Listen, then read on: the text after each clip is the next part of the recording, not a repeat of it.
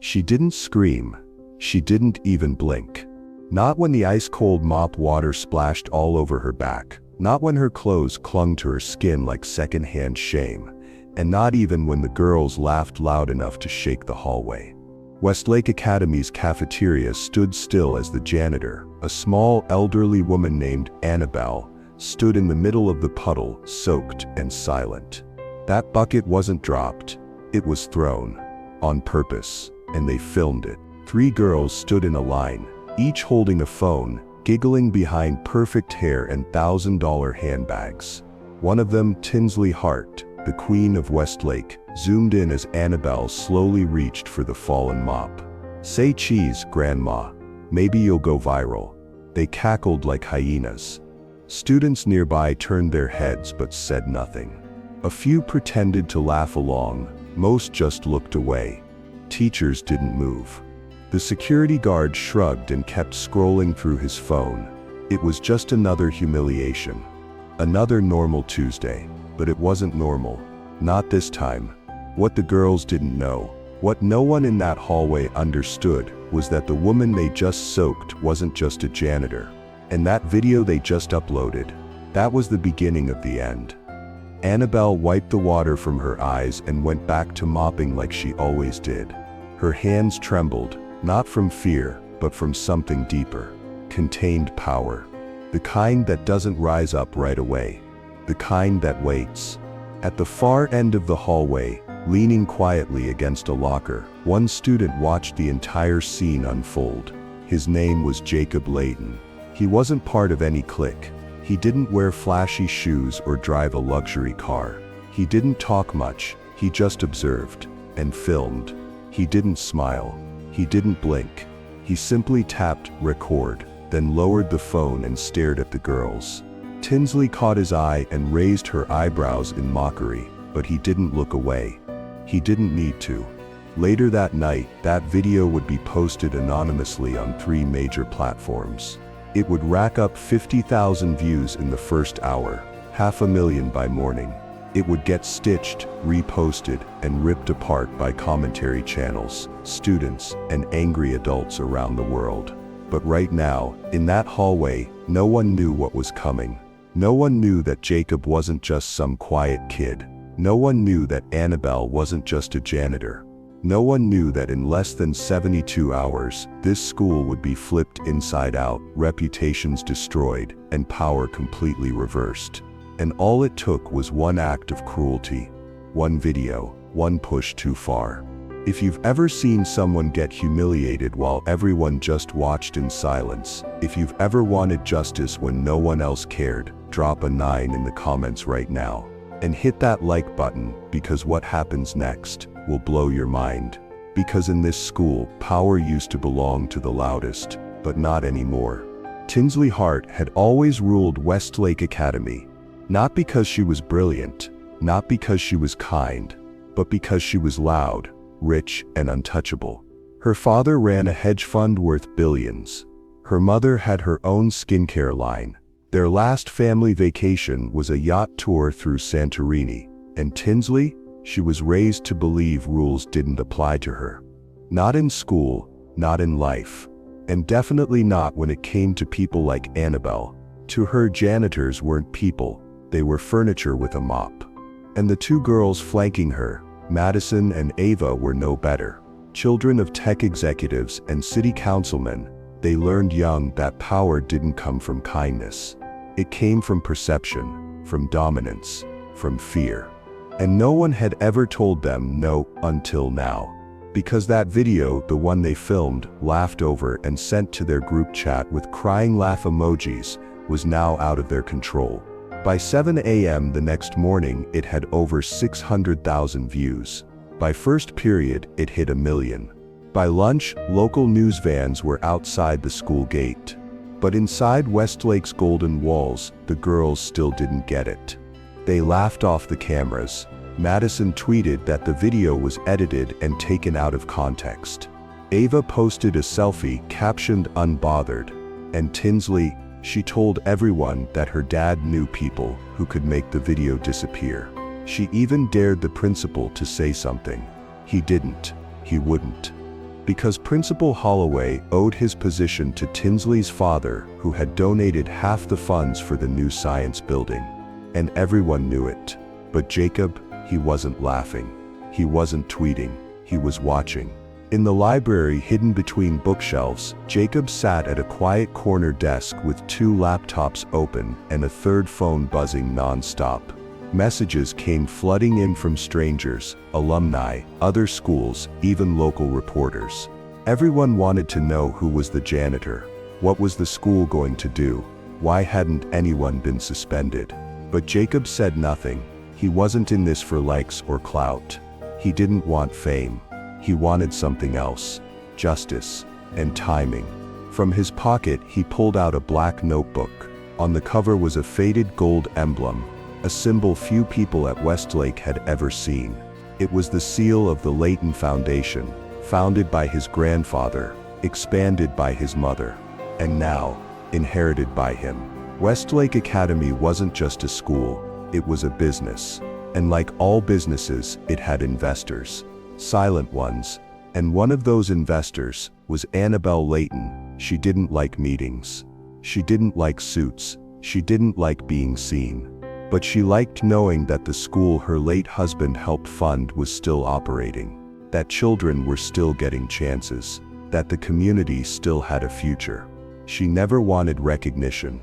She just wanted to work. So she asked her son, the chairman of the board, to leave her off the plaques. To let her sweep the floors in peace. She said, "If I can clean this place, I'll know it's still good." Until now. Now she was done being silent. Because last night, after the video reached its first million, Annabelle said just 5 words to her grandson. "It's time. Shut them down." Jacob looked up from his screen. He didn't smile. He didn't nod. He just opened a secure file and started typing.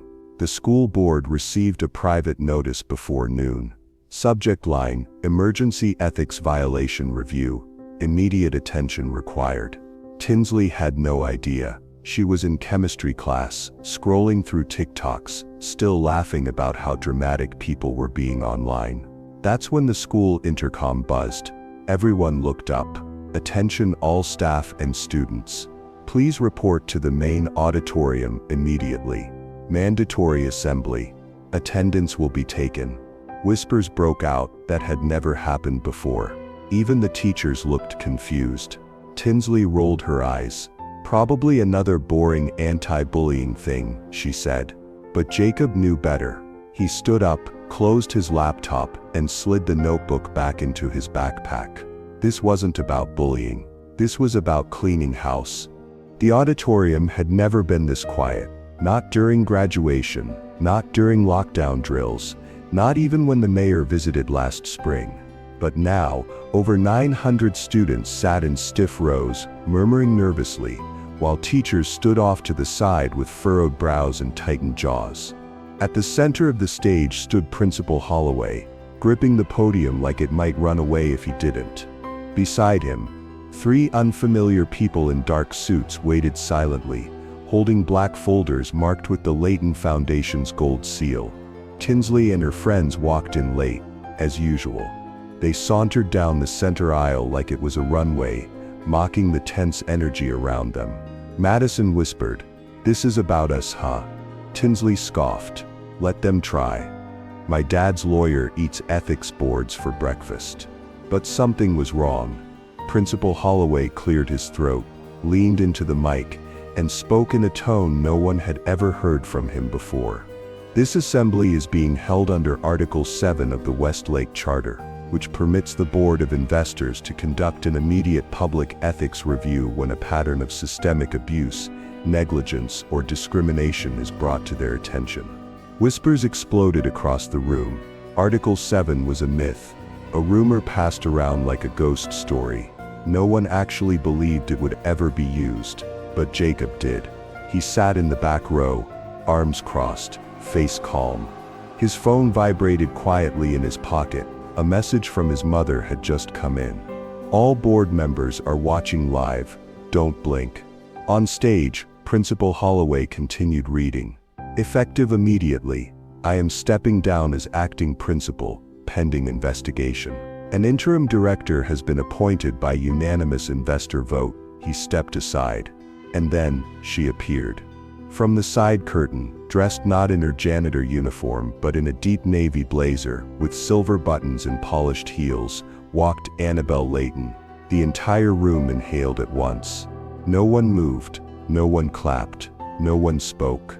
She walked slowly, steadily, like someone who had walked these floors for years, but now walked above them. Her hair, once tied back in a messy bun, was now elegantly swept over one shoulder. Her face calm, her hands clasped together as she approached the podium. Tinsley's smirk cracked. No freaking way. Madison grabbed her arm. Is that? Ava whispered. That's the janitor. Annabelle scanned the crowd. Her eyes passed over students, staff, and the three girls in the third row without pausing. She adjusted the mic. Good afternoon. The room was still. My name is Annabelle Layton. For 15 years I've walked these halls as a janitor. Before that I was a teacher. Before that a mother. And before that a wife to the man who built the foundation that owns 70% of this school. Gasps rippled through the audience. I've kept quiet because I believe in humility. Because I believe people reveal who they truly are when they think no one is watching. She paused. And you've all revealed quite a bit. On cue, the screen behind her lit up. The video played. The bucket, the laughter, the mockery, the moment the mop water splashed across her back, in high definition. With the usernames of the girls who posted it, visible for all to see, no music, no commentary, just the raw footage and a deafening silence. When the clip ended, she didn't say a word. She let the silence do what punishment never could. And then, quietly, she leaned forward and said, I have swept your floors. I have scrubbed your walls.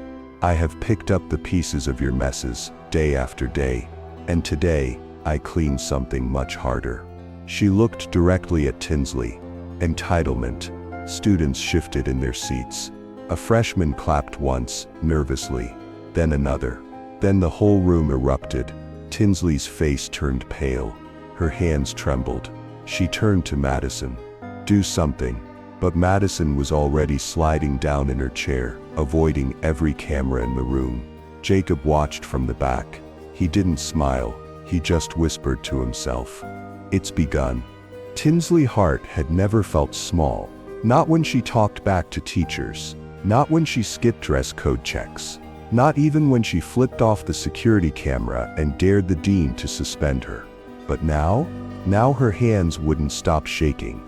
Her fingers gripped the edge of her designer chair like it was the only thing keeping her upright because she wasn't in control anymore.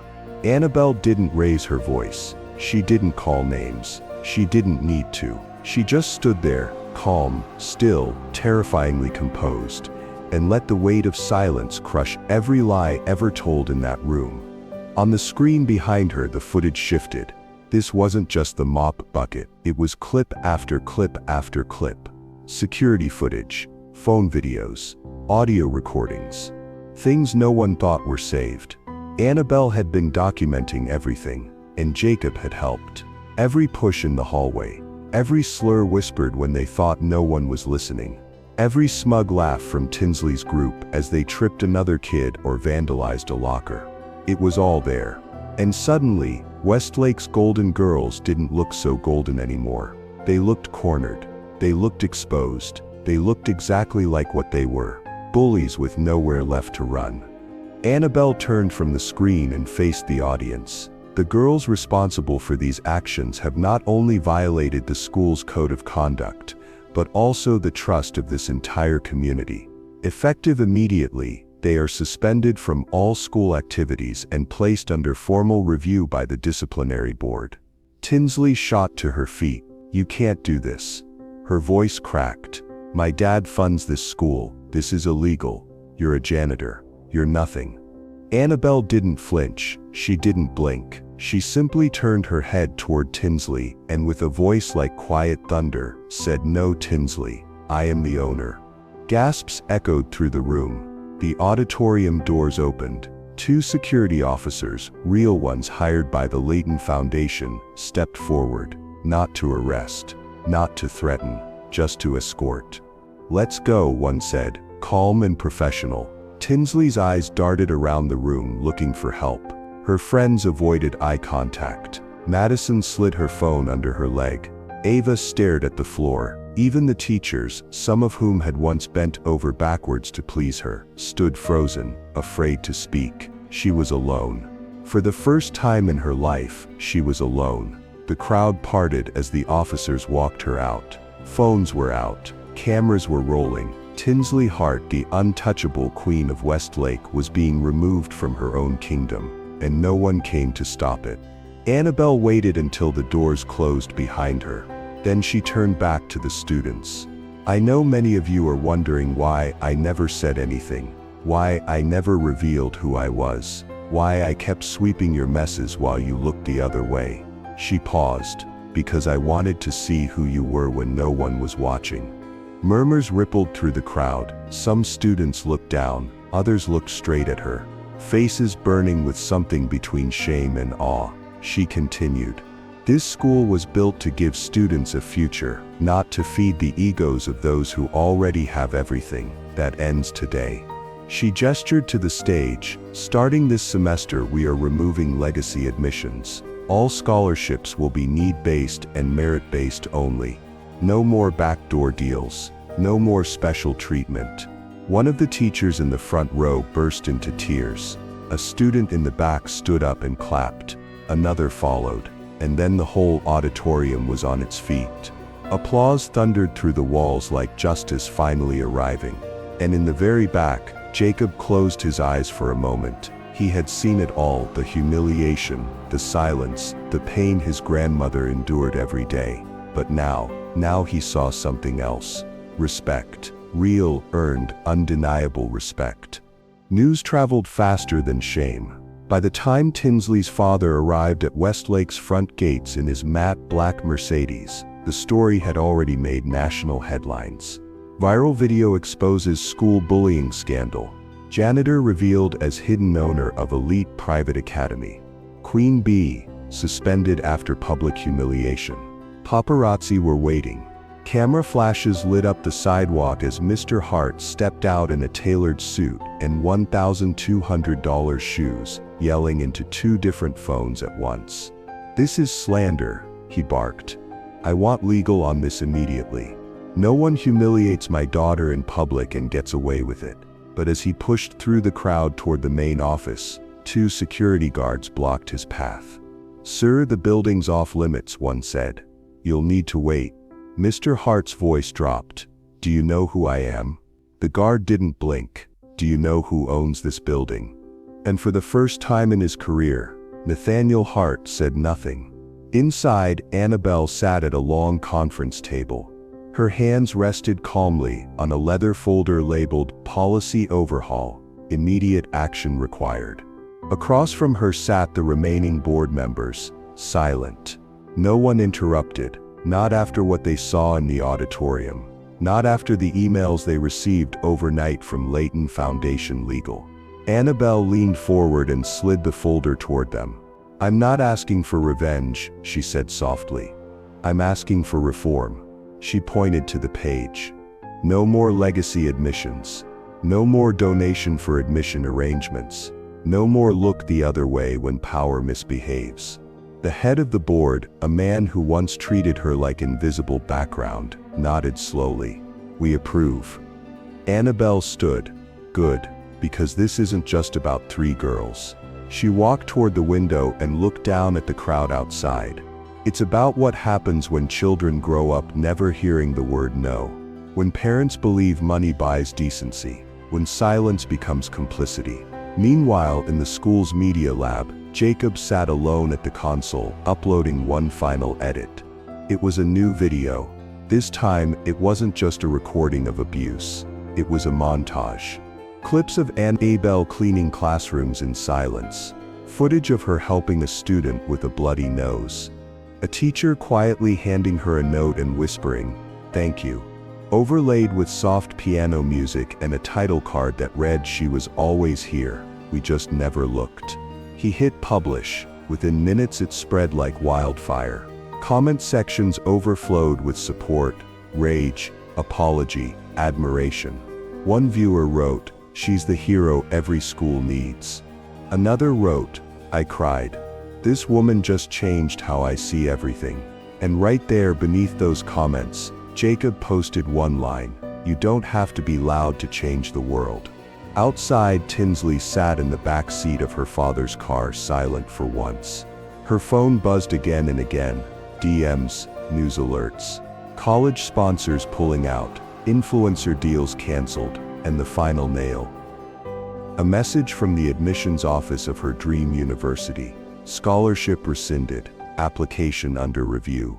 She looked out the tinted window toward the school she once ruled, and for the first time in her life, she felt powerless. Back inside the building, Annabelle gathered her things. She didn't stay to celebrate. She didn't take selfies with the news crews. She simply exited through the back stairwell she used every morning for 15 years. As she stepped outside, a voice called to her. "Mrs. Layton." She turned. It was Miss Harper, the cafeteria manager. A woman who had worked just as long, just as quietly. Her eyes brimmed with tears. "You didn't just stand up for yourself," she said. "You stood up for all of us." Annabelle smiled gently. Then she handed her the folder. "It's your turn now." She walked down the sidewalk, heels tapping softly on the pavement, disappearing into the early afternoon light. And in that moment, Westlake Academy felt different, cleaner. The halls of Westlake felt different now, not because they were cleaner, not because the Golden Girls were gone, but because for the first time in years, people were quiet. Not scared, not fake, just quiet, thoughtful. In the cafeteria, no one dared sit at the front table where Tinsley used to hold court. It stayed empty for days, like a memorial to the old power. Students now gravitated toward new corners, spaces once ignored, kids once overlooked. It wasn't that the school changed overnight. It's that they saw something they couldn't unsee. And no one felt that more than Jacob. He walked the halls like he always had, quiet, invisible, composed. But now students looked at him with something different in their eyes. Respect. A group of juniors paused as he passed. One of them nodded. Another whispered thank you under their breath. In English class, a teacher hesitated before calling on him. Not out of fear, but reverence. Jacob didn't speak much about what happened. He didn't need to. He had said everything he needed to say with silence, with action, and with the truth. But something inside him had shifted. One afternoon, he found himself back in the library, same corner table, same worn notebook. He opened it, staring at the emblem, his family's seal. He remembered his grandfather, a man he never met but heard stories about. A man who believed in building systems that lifted people up without anyone knowing where the help came from. Quiet strength, silent structure. Annabelle was that spirit in human form. She had done something no one expected, not by yelling, not by punishing, but by reminding them all that real power doesn't need to shout. And for the first time, Jacob wondered what came next. A soft knock on the table pulled him out of thought. It was Chloe. She had been in his homeroom since freshman year, never really talked to him. Always sat in the back with a book. Now she looked different, calmer, braver somehow. "Hey," she said, holding out her phone. He glanced down. It was a post, a petition. "Bring Mrs. Layton back, as head of reform. She's the only one we trust." Over 60,000 signatures. "I thought you should see it," she said. "You changed everything." Jacob looked at the screen, then at her. "I didn't," he said softly. "She did." Chloe smiled. "No, you both did." Later that evening, Jacob visited the school garden, his grandmother's favorite spot. It wasn't big, just a few benches and flower beds tucked behind the music wing, but she used to water it every morning before the first bell. He sat alone, notebook in lap, and for the first time in a long time, he let himself cry. Not because he was sad, but because he finally understood. Annabelle never wanted attention. She wanted impact. And now she had it. Not on the front page of the papers, not through headlines or hashtags, but in the quiet shift of a school that had once lost its way. In the students now stepping up for each other. In the kids who no longer laughed when someone fell. In the ones who finally realized what kindness meant. That night, as Jacob walked home, the lights in Westlake's windows glowed a little softer. The sidewalks felt warmer, the air lighter. Something had been lifted, and everyone knew it. No one said it out loud, but they all felt it. The school had been cleaned, not just the floors, the system. 3 weeks passed. Westlake Academy stood in the same spot, its brick walls untouched, its chandeliers still gleaming above polished floors, but the air had changed. The silence wasn't heavy anymore. It wasn't the silence of fear or shame. It was the kind that comes after a storm. After something old and ugly has been washed away, it was peace. In homerooms, students listened more than they spoke. In the cafeteria, laughter returned, but not at anyone's expense. Even the teachers seemed lighter, like they could finally breathe again. In the janitor closet, it was locked. No one had seen Annabelle since that assembly. She never returned. No goodbye speech, no farewell tour, no media circus, just gone. As if she knew her part was finished, as if she had done exactly what she came to do. But her presence remained. On the front lawn of Westlake, where the old fountain used to be, a new plaque had been placed, simple, silver, unpolished, in honor of Annabelle Layton, for reminding us that real power whispers, listens and stands quietly when the world forgets how. Students gathered around it each day. Some brought flowers, some just stood there. Not because they were told to, because they needed to. In one final act of legacy, the Layton Foundation donated a full scholarship fund, anonymous, renewable, blind to status or surname, just 3 words stamped at the bottom. Earned, not bought. One morning, Jacob stood outside the school gates, backpack slung over one shoulder. Notebook in hand, a black car pulled up beside him. The back window lowered slowly. Annabelle sat inside, dressed in her usual sweater and jeans, sipping tea from a travel mug like it was just another Tuesday. "Ready?" she asked. Jacob nodded. They didn't say much as the car pulled away. They didn't have to, because the work was done. The mess had been cleaned, but before the car turned the corner, Jacob looked back one last time. And in the distance, through the glass of the front lobby, he saw something strange. Tinsley, standing inside. No makeup, no entourage, just a girl holding a book, staring out the window. She didn't look angry, she looked small, but maybe for the first time she looked real. Jacob didn't wave, didn't nod, he just turned forward and let her fade from view. Because this story was never about revenge, it was about redemption and choice. And what happens when the quiet ones decide they've had enough, when they rise and speak and lead. The final scene fades in a student assembly. 1 month later, the new principal welcomes everyone back. Behind her, on the projector screen, a single quote appears. "Sometimes the people you ignore the most are the ones rewriting the future." And in the front row, an empty seat sits quietly, reserved for someone who never needed to be loud, because she had already spoken, with dignity, with silence, and with truth.